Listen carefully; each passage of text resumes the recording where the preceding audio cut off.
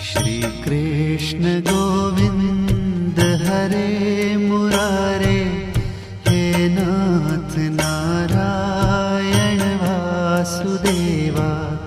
जीवे पिबस्वामृतमेतदेव, गोविंद दामोदर माधवेति।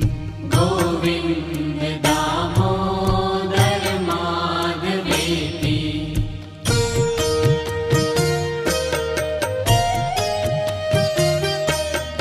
विक्रेतु कामा किल गोपकन्या, मुरारिपादार्पितचित्तवृत्तिः।